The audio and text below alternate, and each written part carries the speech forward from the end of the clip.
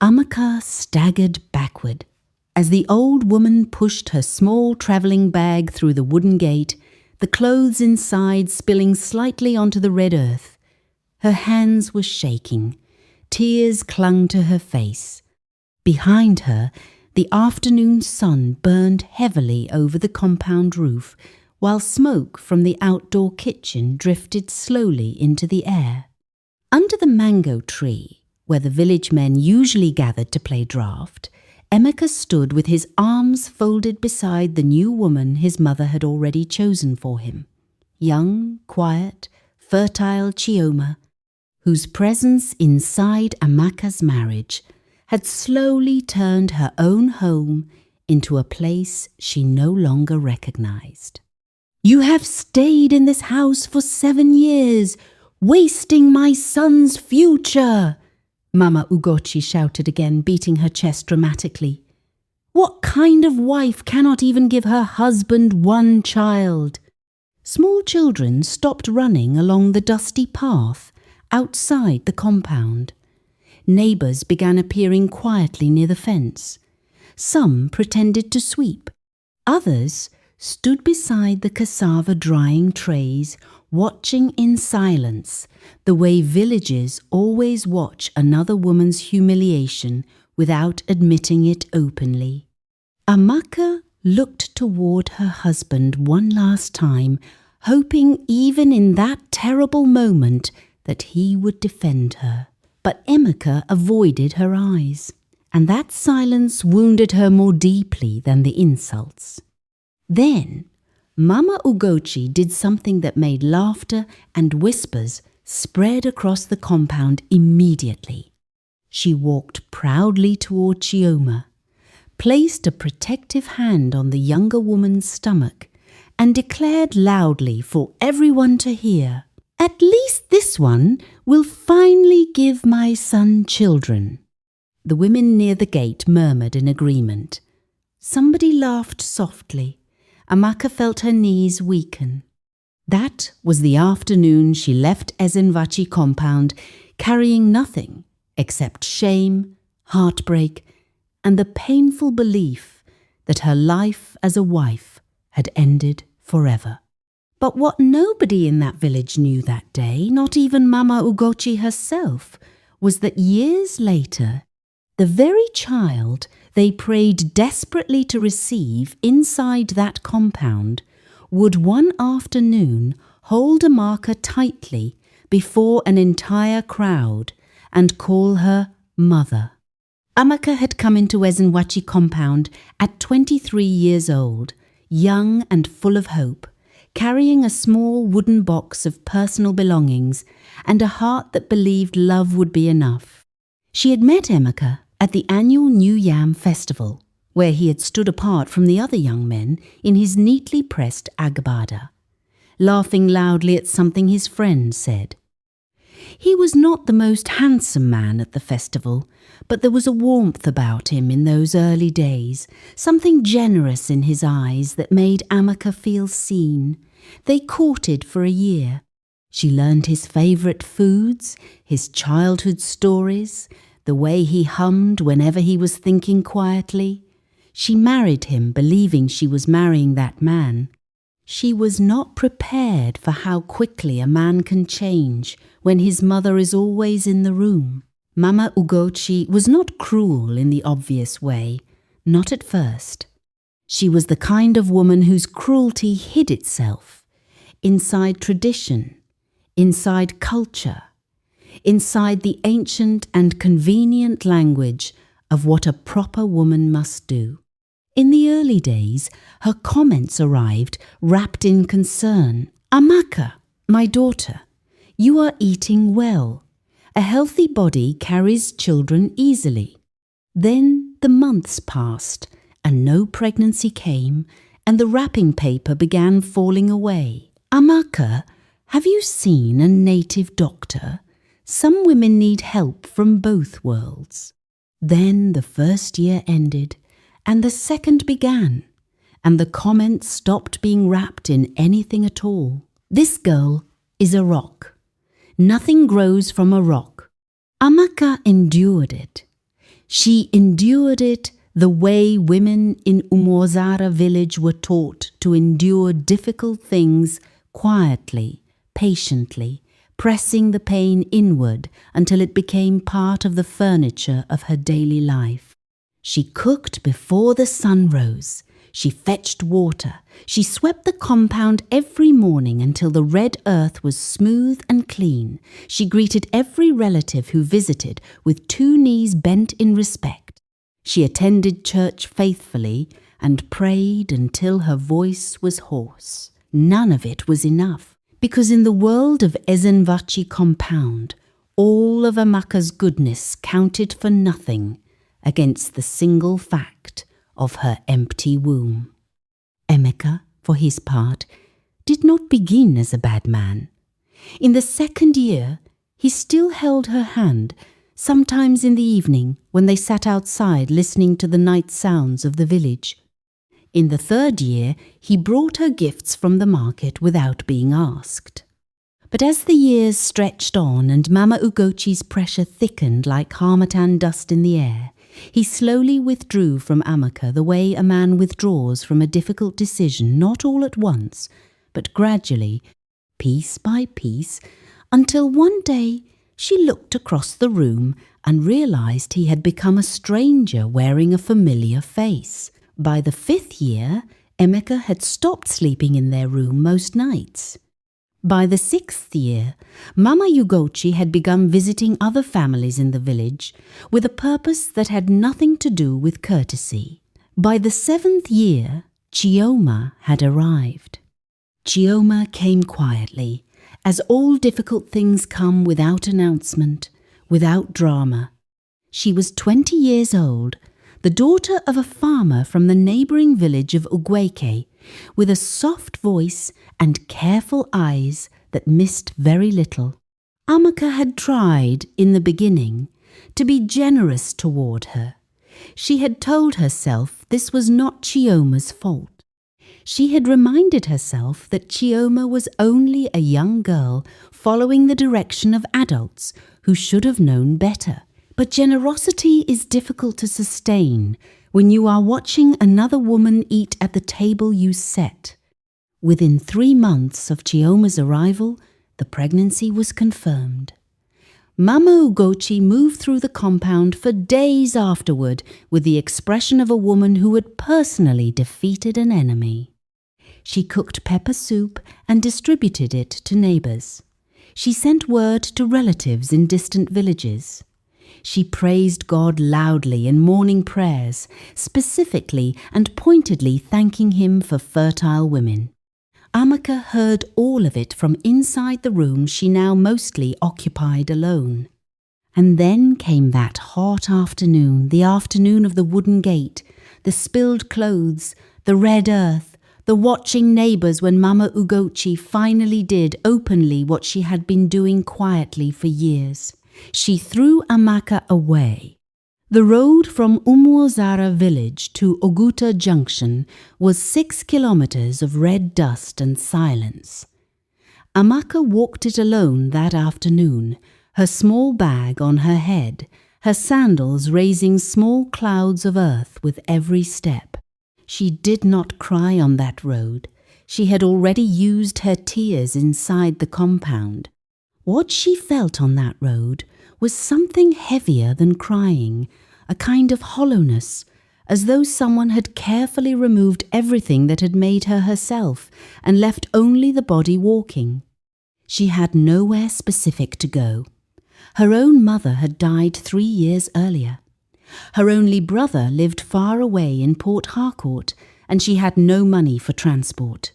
She walked until her legs grew heavy, and then she stopped at a small roadside stall at Oguta Junction, where an old woman was selling akara and pap to travellers passing by.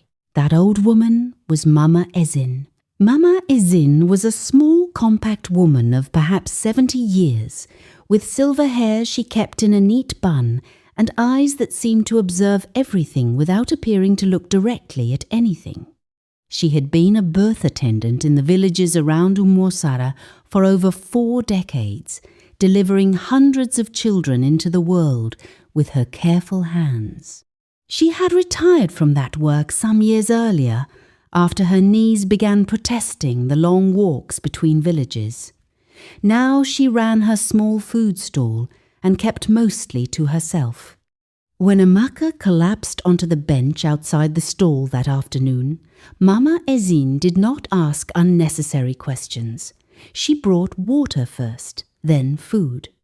Then, only after Emeka had eaten and the worst of the shock had quieted inside her body, the old woman said simply, "You can stay here until you know where you are going." That temporary arrangement stretched into months, and the months folded themselves into years. Emeka worked hard at the stall, as she had worked hard at everything in her life. She learned to manage the buying and selling with the same diligence she had applied to keeping Emeka's compound. Under Mama Ezine's quiet mentorship, she slowly expanded the business, first adding a small provision section, then a tailoring service using a borrowed sewing machine, then a cooked food delivery arrangement with 2 primary schools nearby. She was not becoming rich, but she was becoming something she had not been in a long time. She was becoming a person again, rather than simply a problem. The pain of Umozara did not leave her. It sat in the corner of every room she occupied, like a piece of furniture she had learned to walk around. Some mornings she would be frying a kara, and the sound of a child's laughter from the road would catch her so suddenly in the chest that she had to stop and breathe before she could continue. Some nights she lay on her narrow mattress and allowed herself to wonder, with a grief that had no edges, what her life might have looked like if things had been different. But she did not allow herself to remain in that wondering for long.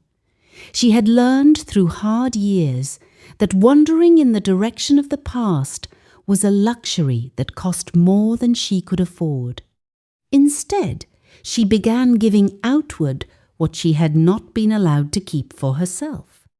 She became known in the Oguta Junction community as a woman with open hands, a woman who allowed struggling market women to owe her for food when times were difficult, who quietly paid school fees for 2 orphaned children she had noticed sitting outside the primary school fence, who sat with young wives who came to her stall in distress and listened without judgment and spoke without cruelty.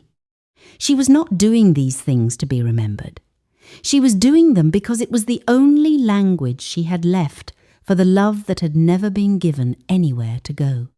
Meanwhile, back in Umozara, the Ezenvachi compound was learning things it had not expected to learn. Chioma's son, Somto, arrived into the world on a rainy September morning and was celebrated the way only a long-awaited child in a Nigerian village compound can be celebrated, with food and music and relatives spilling out from every gate.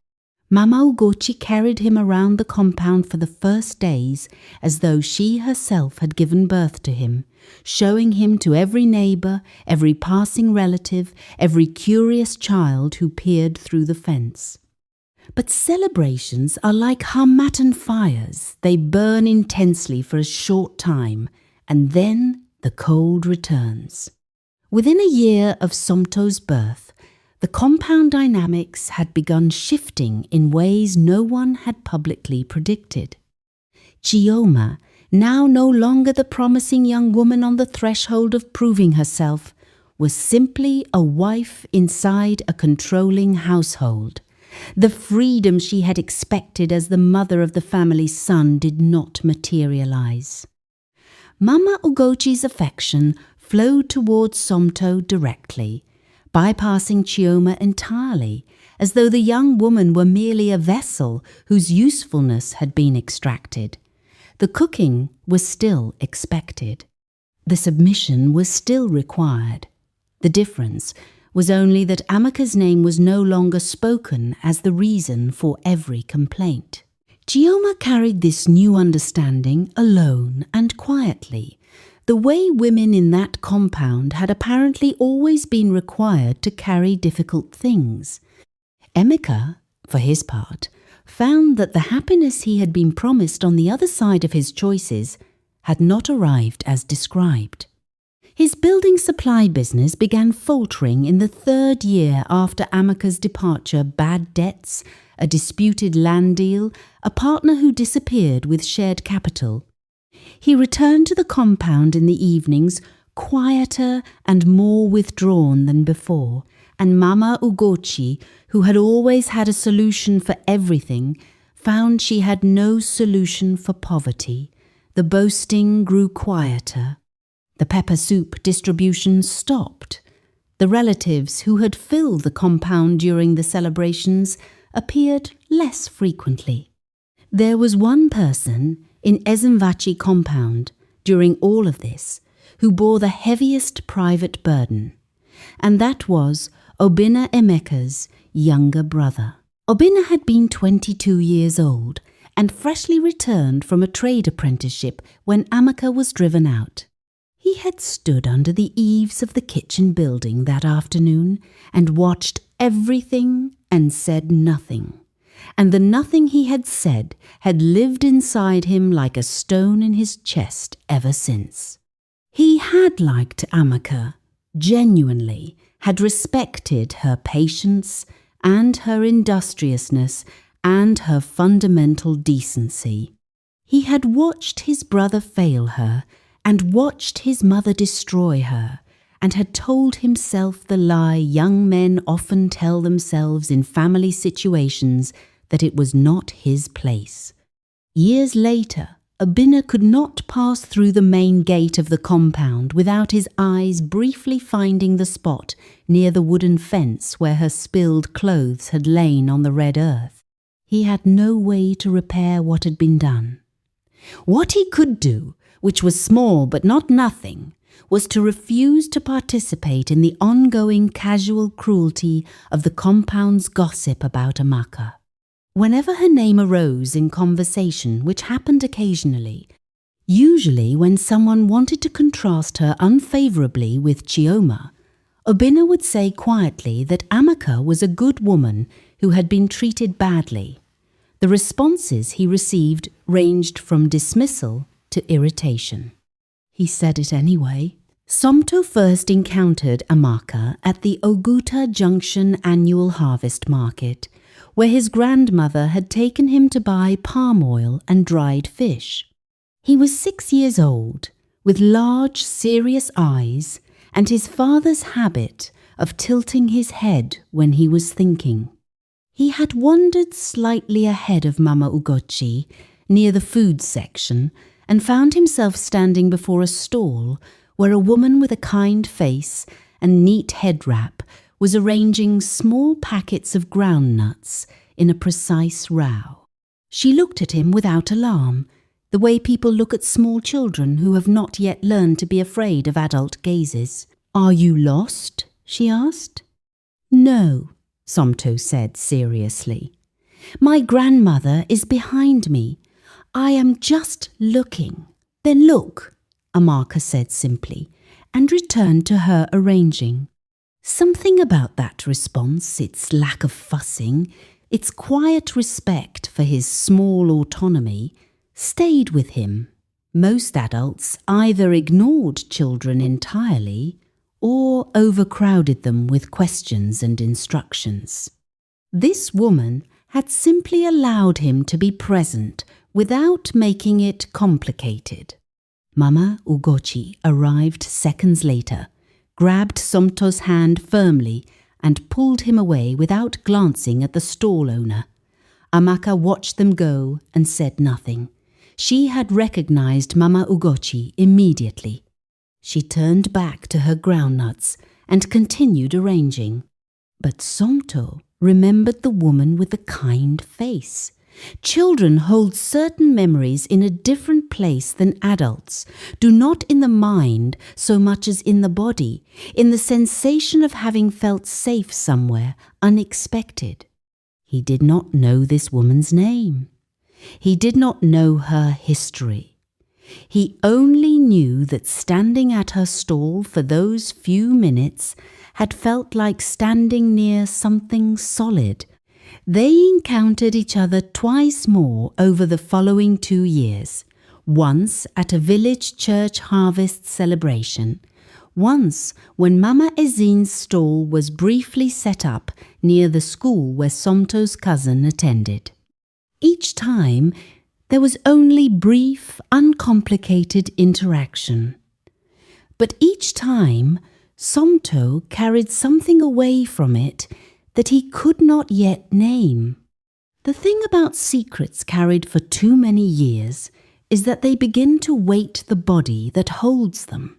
Mama Ezine had been a healthy woman most of her life, but by the time Somto was 8 years old, her health had begun quietly declining, a tiredness in her bones, a heaviness in her breathing that no herbal remedy seemed to fully address.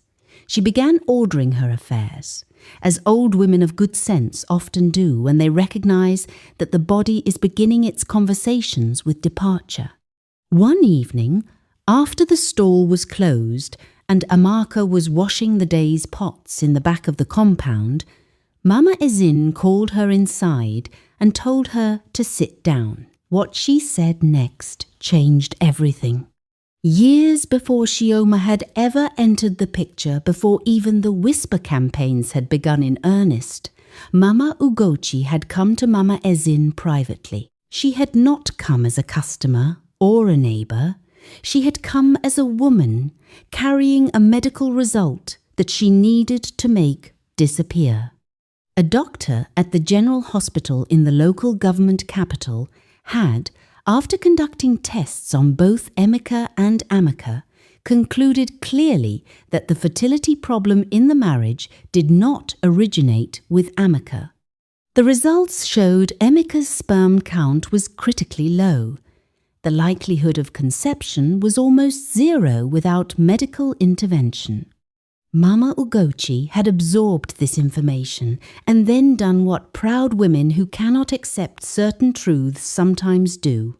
She had paid Mama Ezine, who occasionally assisted with medical interpretation for village families, to ensure this specific information travelled no further.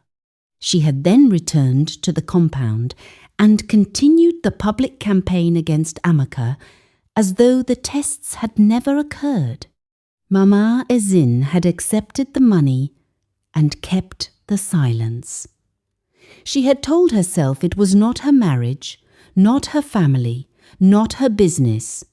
She had placed the guilt in the same compartment where people place things they are not yet ready to examine. Now, 10 years later, she placed it in Amaka's hands instead. Amaka sat very still while the old woman spoke. She did not cry immediately. What she felt was not exactly surprise somewhere in the quiet parts of herself.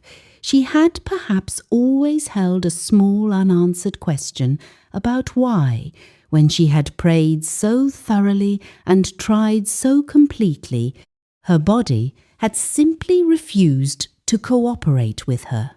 But knowing a thing privately and hearing it confirmed aloud are two entirely different experiences. She sat with it for a long time after Mama Ezine finished speaking. Then she asked, in a voice that was very quiet and very even, "Why are you telling me this now?" Mama Ezine looked at her with eyes that held something that had taken 10 years to fully become what it now was. "Because I am old," she said, "and I am tired of carrying it, and because you deserve to know that nothing that happened to you was your fault." Mama Ugochi's illness arrived the following year, like a sudden shift in season, First the occasional dizziness, then the chest pain, then the long hospital stay that emptied most of what remained in the family's depleted finances. Relatives came and went. Emeka struggled. Chioma managed the household with a quiet efficiency that received no acknowledgement. It was Obina who sent word to Emeka. He had heard through the layered gossip networks of nearby villages that she was living at Oguta Junction, that she was well, that she had built something modest but decent for herself. He sent a message through a mutual contact. His mother was ill and asking for her. He did not know if Emeka would come. He would not have blamed her if she had not. She came.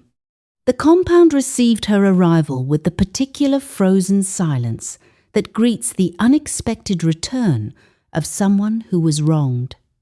People found reasons to be near the gate when she walked through it.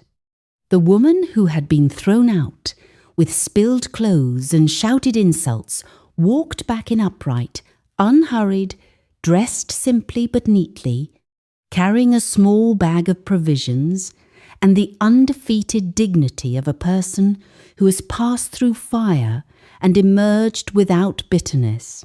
She went to Mama Ugochi's room and sat beside the old woman and held her hand. Mama Ugochi wept. She did not offer detailed apologies. She was not a woman built for that particular architecture, but she wept, and Emeka sat with her, and in that room something that had been hardened for a decade began, fractionally, to soften. Outside, the compound had gathered. It always gathered for significant events, the mango tree serving as the silent central witness it had always been. Emeka stood at a distance from his own thoughts. Chioma sat near the kitchen doorway with Somto beside her. Obina stood near the fence. Neighbours who had watched the original humiliation had somehow, by the logic of villages, also found their way into the compound. Mama Ezin came last.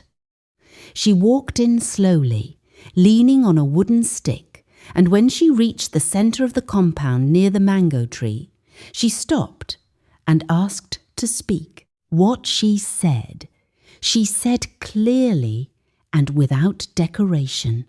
The medical results, the payment for silence, the 10 years of a woman's life consumed by a shame that was never hers to carry. The compound did not erupt immediately. It absorbed the information first, the way a dry field absorbs the first rain of the season, not quite believing it after so long without. Then the murmuring began. Then the voices. Then Emeka sat down slowly on a bench and placed his head in his hands, and the sound he made was not loud, but it reached every corner of the compound. In the middle of all of this, Somto stood up from his seat beside his mother. He was 9 years old. He had heard things he did not fully understand, and things he understood completely. He moved through the gathered people the way children move directly, without the social calculations that slow adults down, until he reached Emeka, who was standing near the edge of the gathering with the careful stillness of a woman bracing for impact. He stopped in front of her. He looked up at her with his large, serious eyes. And then he reached out and took her hand in both of his and held it with the full confidence of a child who has made a decision that requires no permission.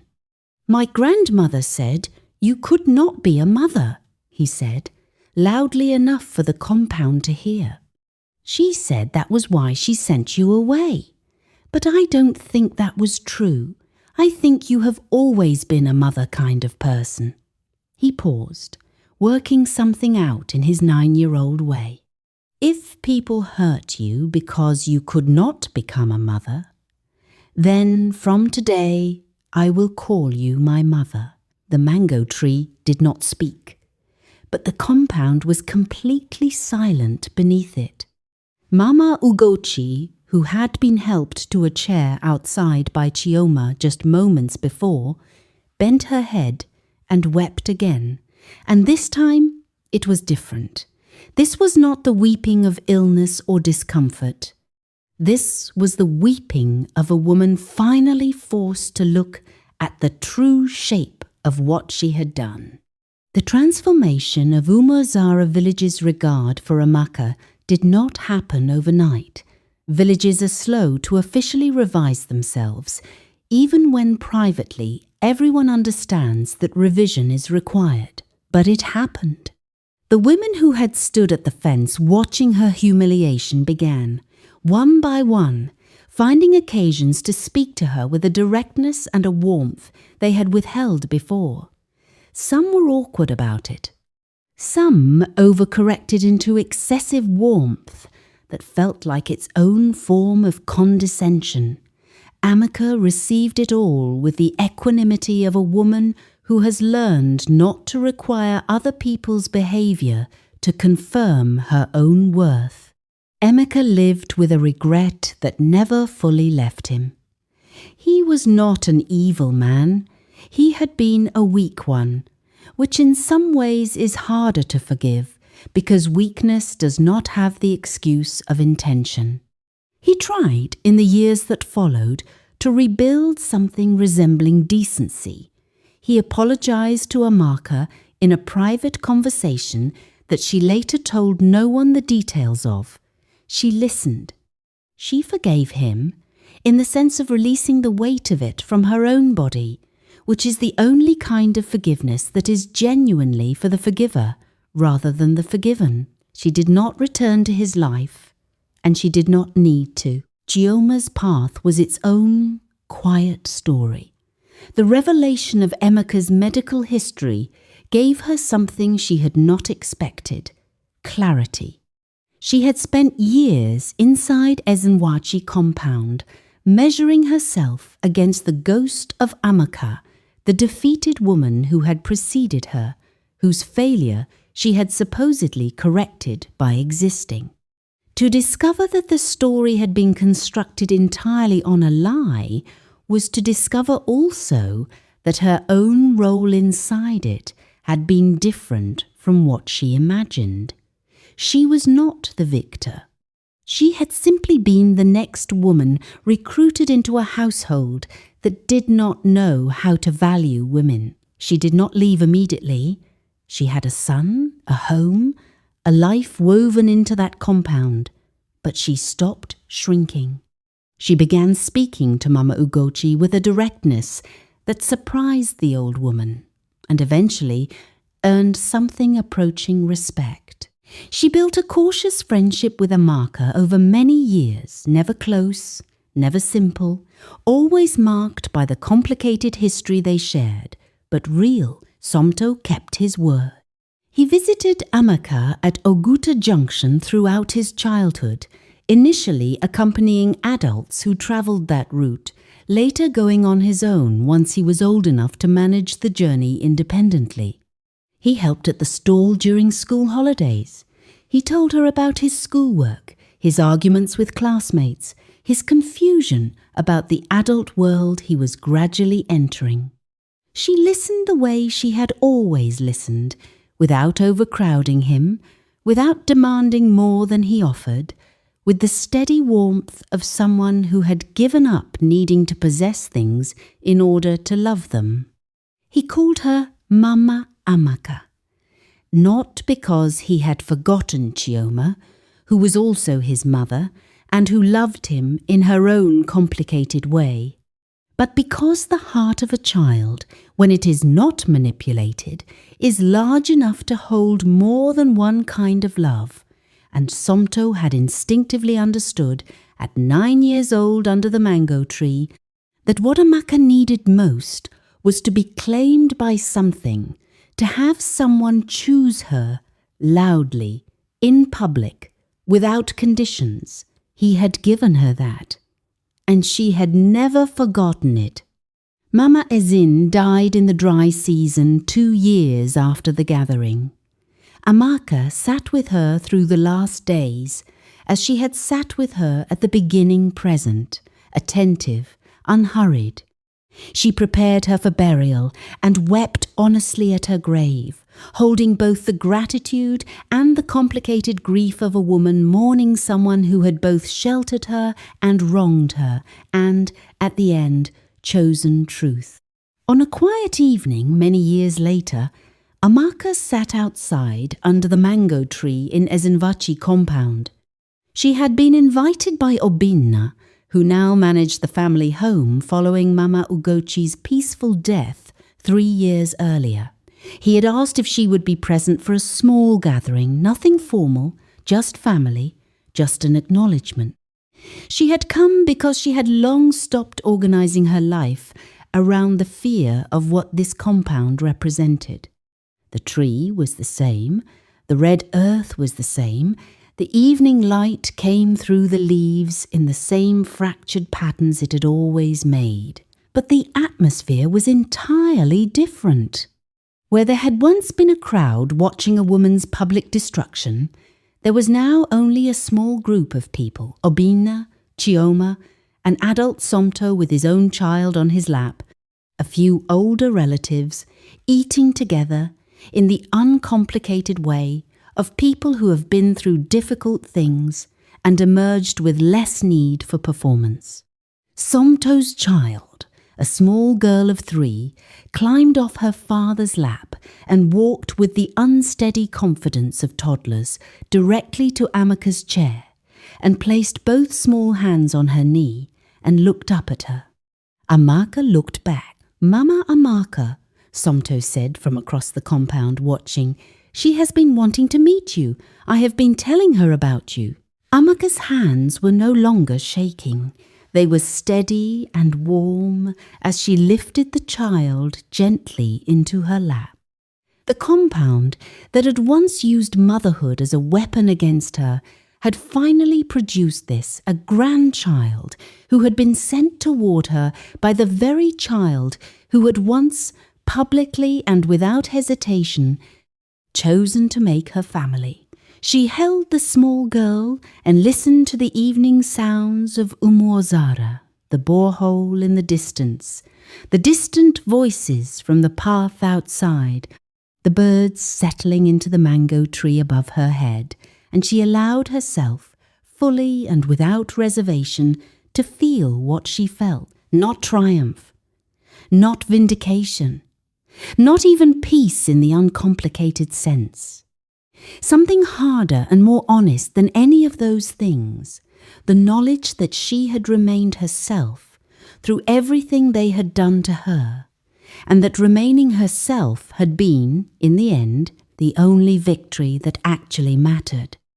The mango tree had watched all of it, the humiliation and the survival, the cruelty and the endurance, the silence and the truth that eventually, always, finds its way to the surface.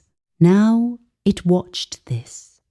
A woman who had been told her worth was nothing, holding a child whose very existence was bound to hers by the free choice of love.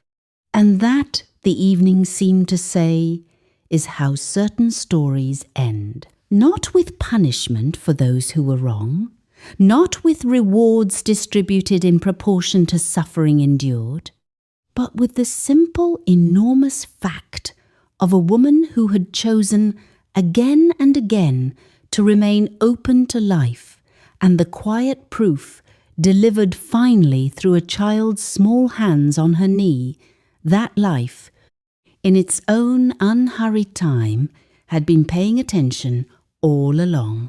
The woman who was called Barren had never been barren.